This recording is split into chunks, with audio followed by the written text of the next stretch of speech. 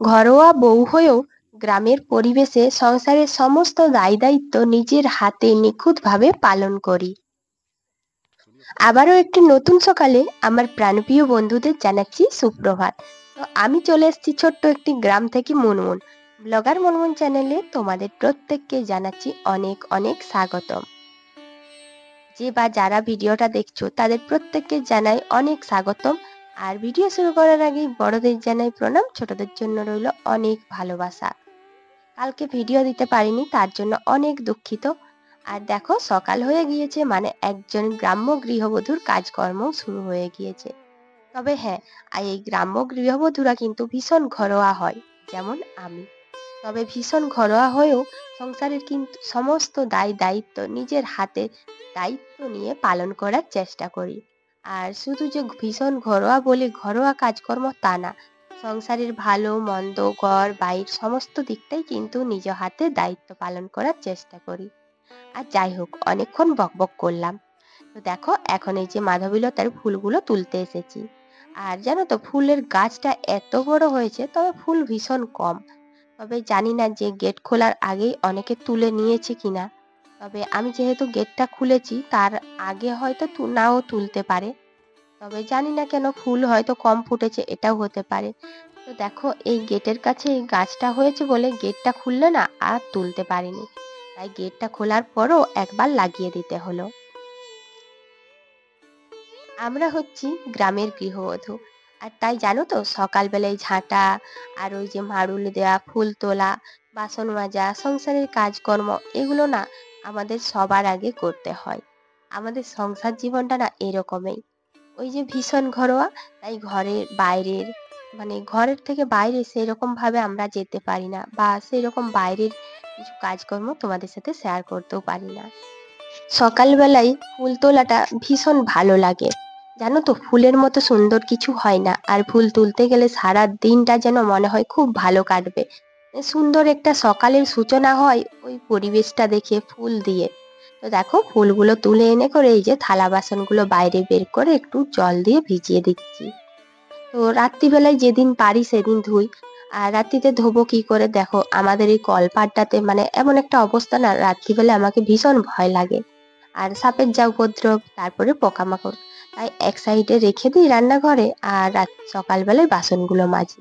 তবে হ্যাঁ, রান্নাঘরে কিন্তু বাসন মাজা উচিত নয়, আমি এটা কিন্তু জানি। অনেকেই হয়তো বলবে কেন এঁঠো বাসন রাখো, উপায় থাকে না গো।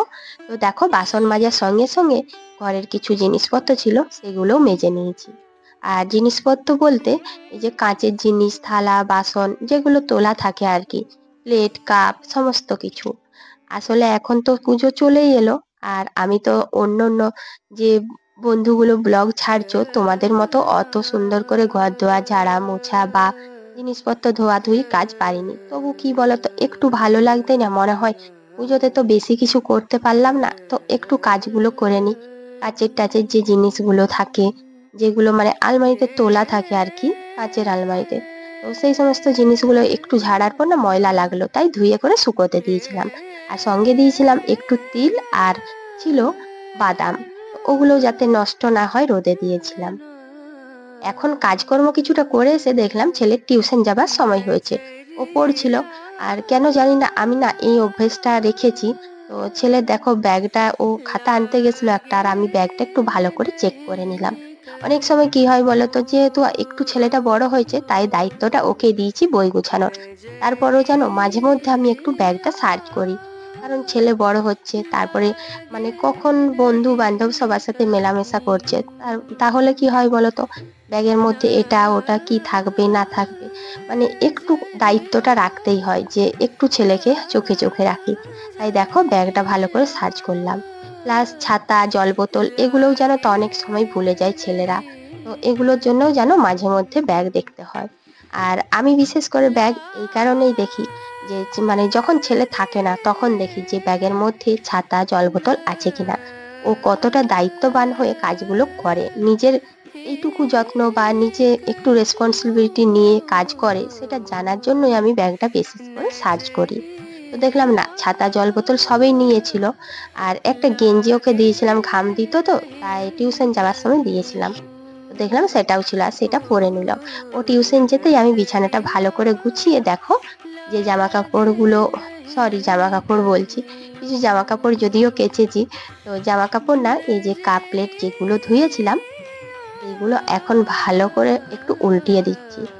আর জানো তো মানে এখন সকালে যত রোদ দিক না বৃষ্টির সম্ভাবনা 90%, যখন তখন বৃষ্টি আসতে পারে।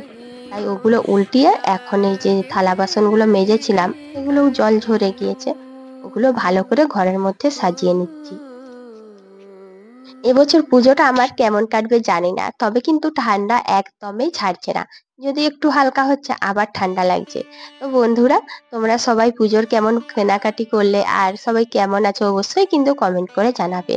তবে আমার শরীরটাও যেহেতু ভালো নেই তাই পুজো পুজো নিয়ে আমি কিন্তু অতটা মেতে উঠতে পারছি না। সত্যি বলতে শরীর না ভালো থাকলে জানো তো মন মেজাজও ভালো থাকবে না। ওই সংসার জীবন চলছে, এইটুকুই যা। তো যাই হোক, সবার পুজো ভালো কাটুক আর সবাই ভালো থাকো, সুস্থ থাকো।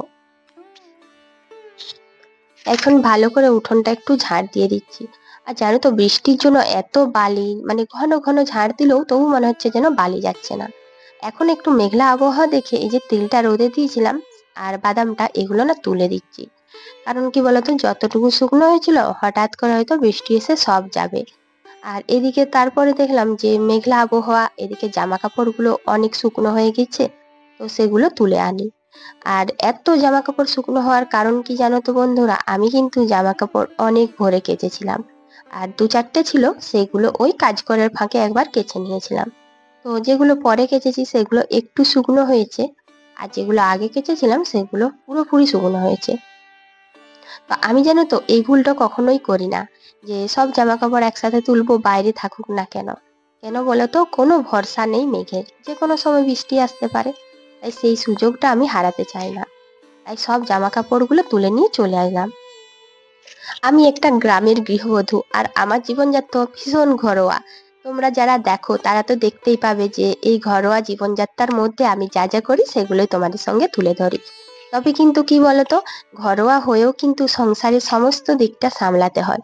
এই যে সকাল থেকে উঠে সংসারের সমস্ত কাজকর্ম, কে কি খাবে না খাবে সেগুলো খেয়াল রাখা, সংসারের কাজ, সাথে কিন্তু ছেলে টিউশন যাওয়া, স্কুলে পড়া, তার পড়ানো, সমস্ত কিছু করি।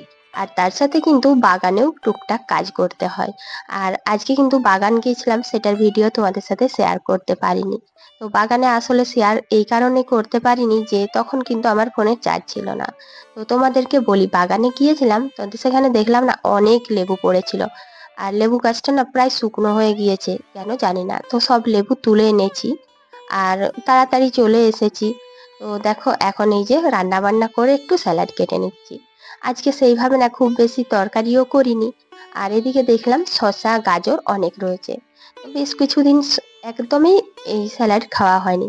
আর ছেলে বললো একটু স্যালাড বানাতে, তাই সমস্ত কিছু এই যে যা যা জিনিসপত্র লাগে শুধু বিটটা বাদ দিয়ে সবগুলো কেটে নিচ্ছি। জানো তো বন্ধুরা, স্যালাডের কিন্তু অনেক উপকারিতা থাকে। আর এই স্যালাডটা কিন্তু আমরা যদি খাই খাবারের সাথে তাহলে তরকারিও খুব কম লাগে। স্যালাডে অল্প একটু লবণ আর অল্প একটু লেবু সঙ্গে একটু লঙ্কা এগুলো মিশিয়ে দিলে এটার টেস্ট কিন্তু দ্বিগুণ বেড়ে যায়। আমরা যে কোনো কাজ ঘরে যখন খাই তখন দেখবে শুধু শসা, টমেটো, গাজর, বিট দেয়। এগুলোর থেকে এটার সঙ্গে এই যে লবণ একটু আর একটু লেবু মাখিয়ে নিয়েছি, ব্যাস, এই আর একটু লঙ্কা, এইরকম করে যদি তোমরা দেখো স্যালাড খাও, এই স্যালাডটার স্বাদ কিন্তু ডবল। মানে এত ভালো লাগবে বুঝতেই পারবে না যে এটা সত্যি আজ নতুন করে কোনো স্যালাড খাচ্ছি। তো দেখো এখন খাবার বেড়ে দিয়েছি আর আজকে করেছিলাম কুলেখাড়া শাকের তরকারি আর কলা ফুলের আলু ভাতে, মানে এই কলা ফুল আর আলু একসঙ্গে চটকেছিলাম কাঁচা পেঁয়াজ লঙ্কা দিয়ে। আর সঙ্গে করেছি একটু লাউ ডাঁটার তরকারি। তো প্রিয় বন্ধুরা, আজকের মেনু এটাই ছিল। আজ এখানেই শেষ করছি, কাল আবার দেখা হবে নতুন একটা ভিডিওতে। টাটা।